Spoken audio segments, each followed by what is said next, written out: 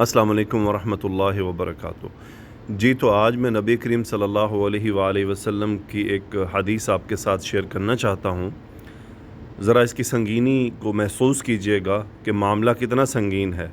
نبی کریم صلی اللہ علیہ وآلہ وسلم اپنی امت پر بہت رحیم، رؤوف، کریم تھے۔ کسی کو تکلیف نہیں پہنچاتے تھے، کسی ایک کو بھی تکلیف نہیں پہنچاتے تھے، حتیٰ کہ آپ جانوروں اور پرندوں کے لیے بھی رحم دل تھے۔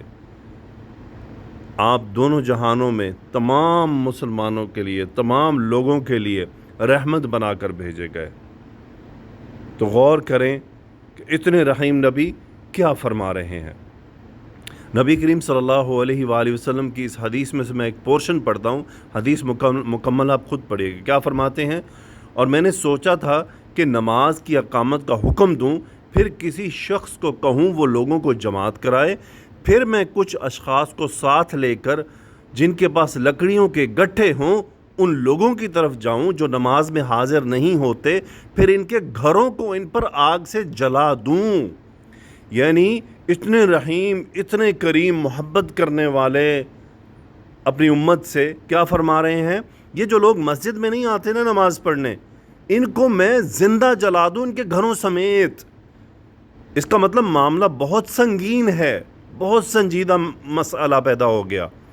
نبی کریم صلی اللہ علیہ وآلہ وسلم اپنی امت کے معاملات میں دیکھیں کتنے رحیم تھے، کتنے کریم تھے، لیکن یہ ایک ایسا معاملہ تھا جس میں آپ نے اس حد تک سخت بات کی کہ دل چاہتا ہے کہ زندہ جلا دیا جائے لوگوں کو، ان کے گھروں سمیت۔ کن لوگوں کو؟ جو مسجد میں نماز پڑھنے نہیں آتے۔ میرے بھائیوں، یہ ہمارے لیے سیکھنے کا مقام ہے، یہ ہمارے لیے سمجھنے کا مقام ہے کہ معاملہ کتنا سخت ہو چکا۔ نبی کریم صلی اللہ علیہ وآلہ وسلم کا یہ انداز اختیار کرنا، یہ ہمارے لیے ایک وارننگ ہے کہ اس کا مطلب مسجدوں میں آ کر نماز پڑھنا ایک انتہائی سنجیدہ امر ہے۔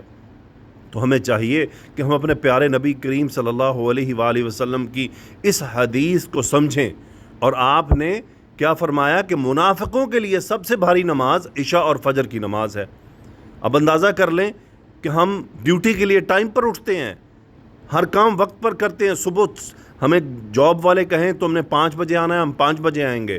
تم نے آج 4 بجے ڈیوٹی پر آنا ہے، ہم 4 بجے جائیں گے۔ تم نے آج 3 بجے آنا ہے، ہم 3 بجے جائیں گے، لیکن فجر کے لیے نہیں اٹھتے ہیں۔